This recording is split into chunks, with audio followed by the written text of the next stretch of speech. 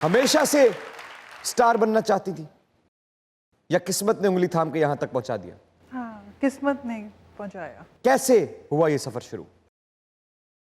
दोस्त के साथ गई टीवी स्टेशन और अली रिजवी साहब ने मुझसे बोला आप ड्रामे में काम करेंगे, और दूसरे दिन से मैं ड्रामे में काम। वाह जी वाह, वाह। Very nice. मतलब उन्होंने मुझसे पूछा, मैंने उनसे बोला कि नहीं मुझे परमिशन नहीं मिलेगी, और उन्होंने मेरा नंबर लिया। बाय द टाइम मैं घर पहुंची उन्होंने मेरे पेरेंट्स से बात कर ली, और फैमिली 93 मेरा पहला ड्रामा था मोइन साहब के अगेंस्ट। अरे तो मतलब मैं दूसरे दिन से काम थी, एंड उसके बाद फिर धुआं। ओए ओए, धुएं ने तो आग लगा दी। वैसे धुआं आग जलने से पहले उठता है, आग के बाद भी धुआं धुआं रहा हर जगह। क्या बात है, कैसा फीडबैक था उस वक्त? बहुत ज़्यादा, बहुत ही अच्छा वक्त था, और ऐसा वक्त है जिसको आज भी मैं सोच के खुश होती हूँ। और आज भी लोग मुझे धुआं के ही हवाले से पहचानते हैं। मैं जहाँ जाती हूँ मुझे अक्सर लोग बोलते हैं धुआं वाली सारा, बाजार जाती हूँ धुआं वाली बाजी। धुआं वाली बाजी। धुआं जो है वो आज तक, और मुझे बड़ी हैरत होती है कि जो आज भी जो बच्चे हैं नौजवान वो भी देखते हैं। बिल्कुल। और उन्होंने देखा है और वो मुझे पहचानते हैं। और मुझे क्योंकि 94 में आया था, और अभी जो बच्चे 22, 23, 24 साल के होंगे वो कहाँ उस वक्त पैदा भी नहीं हुए होंगे। धुआं में आपका सबसे ज्यादा हिट डायलॉग कौन सा हुआ था? धुआं में ना, पता है मैं सच बताऊं तो उसमें डायलॉग्स नहीं थे जितनी एक्शन था। एक्शन था, लेकिन कुछ कुछ तो होगा ना जो आपका जो यादगार रह गया। हाँ, जब मैं उससे आशिर से पूछती हूँ, वो जरा रोमांटिक सीन था, गवादर जा रहे हो। कैसे पूछा था आपने? जरा थोड़ा हल्का सा जरा बताइएगा, समझे मैं आशिर हूँ। गवादर जा रहे हो, मैं चलूं? ओके, कब आओगे?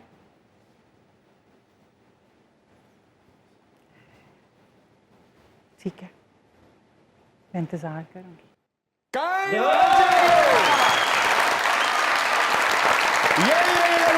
मौजूद है दुनिया न्यूज पे legendary Nazneen Nasar, and you guys are watching your favourite late night show called Mazaak रात।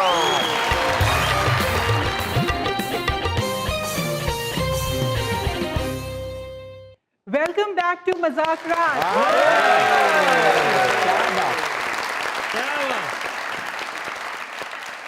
अच्छा, जैसे अभी आपने ब्रेक से पहले एक अदद रोमांटिक सीन परफॉर्म किया, जी। अजीबोगरीब सच लग रहा था उसमें। उस वक्त की मोहब्बतों की दास्तानें सुने या उस वक्त के रोमांटिक सीन्स देखें तो सच्ची सी खुशबू आती है। आज के वक्त के सीन्स और आज के वक्त की मोहब्बतों से वो महक क्यों नहीं आती? अब ना ग्लैमर का वक्त है। हम लोग तो, मैं आपको बताऊं कि धुआं में मेकअप आर्टिस्ट नहीं था।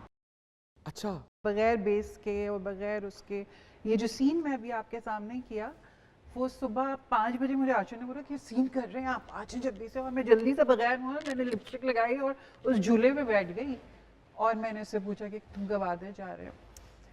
तो यू नो, पता नहीं, लेकिन लोगों ने पसंद किया। सिंप्लिसिटी थी। आजकल नेचुरली ग्लैमर है, हर चीज़ में बंदा रो भी रहा है तो उसमें भी फुल मेकअप में है, सब है। तो शायद मुझे लगता है वो सच्चाई नहीं आती हमारे आजकल जो, लेकिन अभी भी बहुत सारी हमारी एक्ट्रेस बहुत नेचुरल आती हैं और बहुत नेचुरल काम करती हैं। ये तो हो गया टीवी की बात।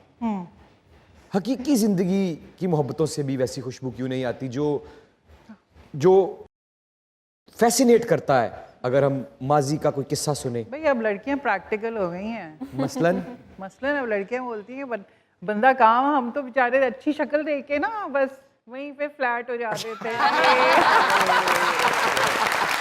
सही बात है ना, आजकल बच्चियां बोलती हैं जे वेब सही है, शक्ल से very very practical. No no no no, trust me कि आजकल बच्चे बोलते हैं और मुझे बिल्कुल सही लगता है, सही बोलते हैं। यू नो कि हम तो सोचते थे कि अच्छा शक्ल अच्छी है, ये बुराई है, शादी होगी सही हो जाएगा, हम तो फैंटेसी में रहते थे। और वो सही होते थे? नहीं हम फैंटेसी में रहते थे, लेकिन आजकल के बच्चे बहुत प्रैक्टिकल हैं, सही सोचते हैं और ऐसे ही सोचना चाहिए। तो मोहब्बतें कम हो गई हैं, प्रैक्टिकल ज्यादा हो गया, हाँ, बिल्कुल। पैसा प्यार से ऊपर हो गया है? हाँ, डेफिनेटली पैसा प्यार से ऊपर हो गया। हाय हाय हाय। कब पहली दफा आपको ये पता चला कि मैं तो सुपरस्टार बन गई हूँ? ऐसा क्या वाकया हुआ? आज तक नहीं ये लगता, आज तक नहीं ये पता चला कि मैं सुपरस्टार बन गई हूँ। मुझे कभी नहीं लगा, पता नहीं क्यों।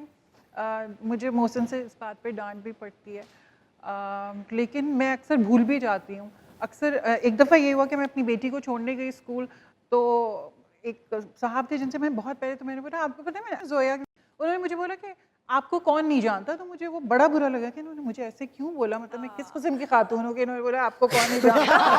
बाद में मुझे याद आया।